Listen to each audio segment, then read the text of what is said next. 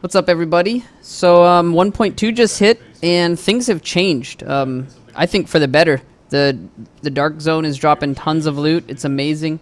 There's more damage reduction. There's not as much DPS. The fights are lasting a lot longer. It's just, I'm loving this new patch. And I changed my build. So I'm going to go over a few different ways that I can have my build and what I currently am using after day one. My base stats are a little bit low on the DPS, 174.6k, and very high on toughness. Toughness is a new stat that they implemented that is right here, combination of your max health and armor. My max health right now is 104,000, and I have almost the new max mitigation for armor. I'm missing a little bit. You need 5,354, so I'm missing like, I don't know, 120 or so, 120 armor, and I will get that. It's just going to take a little bit more pieces of gear or better mod slots. But let's go over the gear that I use. First off is the Vigorous chest. Vigorous grants overheal to all your healing skills. It is a stamina version socketed with a stamina and armor mod. I did have to use armor mods in all my slots to get as much armor as possible. Vigorous with overheal is really good because I use booster shot as my first aid, and I'll show you that after I finish the gear. Mask, I have a couple of options. Currently, I use the Rejuvenated mask. Consuming a med kit also removes all negative status effects, so that's really nice. It's real nice when you get lit on fire. You can pop a med kit and you'll no longer catch on fire, and you actually have a time where you're immune to fire after using this, I believe. Maybe not. Maybe you're not immune to fire after using it. So I may be wrong. It might not be like the energy bars. I'll have to check that out. But what's real nice about that is you can clear your fire, then you can pop your first aid self-heal, and that will be up for a little while so that if you get caught back on fire, you can walk through it, and that does also clear your fire. It'll also be useful if I'm on fire and I need to pop SIG. I can use that, clear it, and pop my SIG. Real nice. If you don't want to use that, Striker's Mask can work. That will give you 4-piece Strikers set bonus, which is always cool. It's not the greatest for me. I don't really like it. But it does potentially give you 100% extra damage, but never that much for me because I have bad aim. Or you could run a Sentry's Mask. If you were to use a Sentry's Mask, you would then have to choose between a Sentry's chest or Sentry's gloves so that you get the 2-piece Sentries. And as you can see, if I do that, my DPS goes up quite a bit. But for me, it's not worth it. I don't really like the utility of it, and it's only bonus damage to the head, which in PvP for me is not all the time, and body shots are much more consistent for me. Knee pads. The way you're going to need to do your knee pads is either a mod slot or armor. One or the other. So I keep crit damage. I think that's really important. Main stat, of course. And you're going to want either a mod slot or crit damage. Not crit damage, mod slot or armor. I was originally going for armor, but I can actually reach my new max armor cap without rolling armor on the knee pads, which preferably you'd have a mod slot if you can make it. If not, then armor on knee pads is a good way to go. That way you can still have crit damage. Now backpack. Backpack, I've switched to skill power. I've been using skill power for a while. And by the way, I also use skill power on my mask. Skill power on mask and backpack. Gotta have it. Get your skill power up high enough for when you're using booster shot or any self-heal. That electronics or that skill power is really nice. I'm running this Strikers pack. I got a new one today, but I wasn't able to get skill power to roll on it, and crafted it or re-rolled it until it cost too much, and now it's not worth it. But backpack skill power, I'd prefer to have first aid self-heal on this. First aid self-heal is a really important stat to have with this build. As much as you can get, the better.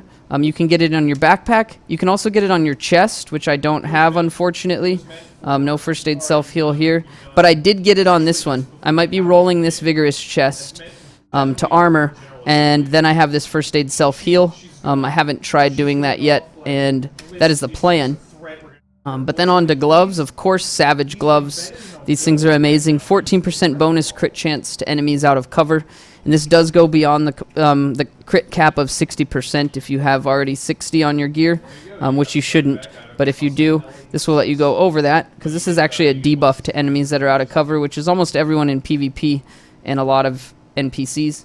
But these need work. These are probably my weakest piece of gear.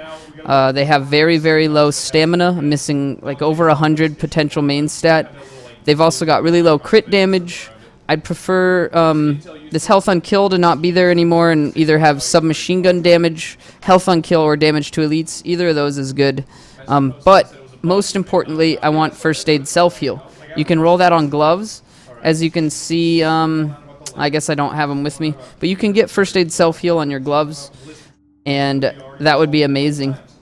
Holster, obviously, you're going to want armor on your holster with 3 main stats. That's my holster. Holster's pretty easy. You just got to get a good 3-stat holster and roll it to armor. No socket on that. Unless you're going no skill power, you could drop the electronics for another mod slot, but I would never do that personally. Things that I do want to change with this is I want either stamina knee pads or stamina backpack instead of firearms. And what that will do is allow me... Oh, my DPS is bugged out. That will allow... Everything's bugged out. There we go. The UI still bugs with this patch. It's broken. The stamina piece will allow me to switch all my mod slots to firearms armor mods instead of stamina armor mods. And still maintain enough, what's it called, firearms to unlock deadly, which is my minimum requirement. I need 2063 firearms, and brutal on my gun is unlocked for free, so I don't need to have high firearms. I've really got about 350 firearms more than I need right now. And by switching one piece of gear to stamina and then switching the mods to firearms, I can get my health up to almost 120,000, and my DPS doesn't suffer that much. So that's what I plan on doing. Either knee pads or backpack. Probably going to be easiest with a backpack. All the backpack needs to roll is skill power or stamina. One or the other, and I can roll the other mod onto it. But preferably it would have first aid self-heal as well. As far as my guns, I use this Vector that I found. It's got deadly and brutal, obviously. I also use an M44 when I PvP. This one has vicious, deadly, and cool-headed. It's really, really nice. And I'll switch to this M44 if I need skilled, or I'll switch to my new Scar L. It's a 163, unfortunately, but it's still really good. Accurate, sustained, and skilled if I need full auto skilled headshots. And if you didn't know, skilled resets the cooldown of your signature skill. So that's really important when you're PvPing. And pistol, just a pistol with bleed damage on it. And let's go to my my skills. I have actually started using the tack ability now. The tack link, which gives you huge amounts of damage. I use smart cover in the dark zone. I use the recharger. Sometimes I use... Oh, that's not smart cover. I use recharger right now, but sometimes I do use concealment. It depends what I'm doing. But I seem to like recharger. It helps get my skill cooldowns up faster. And it also gives you a little bit of a slow health regen. And I use booster shot. Booster shot doesn't tell you that it gives you damage reduction, but it does. It gives you 12% damage increase and 15% all damage resilience. If you used to use Reckless, it's the same stat that Reckless used to have. Well, that Reckless has, but in the negative opposite way now. And reduces the incoming damage by 15%. And that's beyond the cap of your armor. It's amazing. As far as talents, I run Triage to reset my skill cooldowns. I run Critical Save. I run Combat Medic and On the Move. All of these I really, really like. The only one I would ever change out would be to One Is None now that it's supposedly fixed. But for me, On the Move is really important, especially now with the Dark Zone having level 34 enemies. They're crazy, crazy OP. And On the Move gives you 30% incoming damage reduction for 10 seconds. It's amazing. You just got to be moving when you get a kill. It's also great in PvP if you kill someone on the ground while moving. But That's about it for the talents. And let me just show you what changes here. Now, oh, my DPS is broken. I think if I change knee pads back and forth, it'll fix. Apparently not. Everything's broken right now. Let's try firing my gun and reloading. That might fix. It is not fixing. Well, I really wanted to show you my buffed DPS when I use smart cover and when I use smart cover and booster shot, but now my stats are all fucked up and broken because this game's UI is a piece of shit and they still haven't fixed it, and I don't know what to do. I'm trying, but okay, here we go. We're back. Let's just double check. Let's see if it's broken again when I look. It is not. Okay, here we go. So I'm at 174. Now, when I'm in smart cover, I am at 234. And when I'm in booster shot with smart cover, I'm at 260k DPS, which is really, really good. My toughness is also 391, not 322.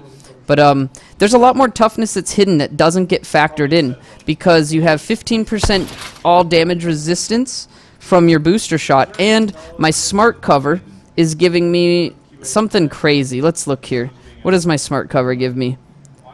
It's ridiculous amounts. My smart cover is giving me 45% damage reduction and 34% bonus damage. That is huge. And the bonus about smart cover right here, the master mod, cover trail, it extends the effects of smart cover so that it lasts after you leave the cover.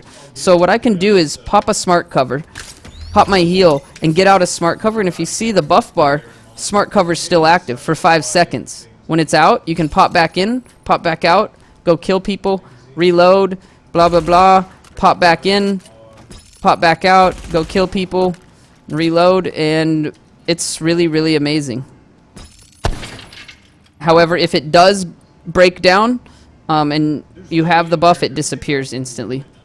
So yeah, hopefully you guys enjoyed that. It's really, really, really nice to have this this utility now in the Dark Zone. Things don't die very fast, and that's why I switched to damage tack. I think one damage tack in your group is going to be better than all 4 people using the old signature skill. And as you can see, if I pop my damage tack, my DPS is pretty crazy, 413k DPS. And that lasts for like 12 seconds or 10 seconds or something. I don't know how long. It lasts quite a while. It's dropped now to 382 and then 234.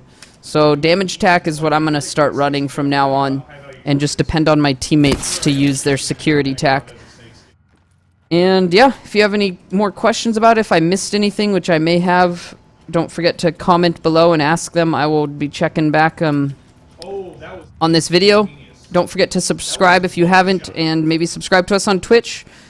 Thank you guys, and hopefully you enjoyed this. Good night, or day, whatever it is.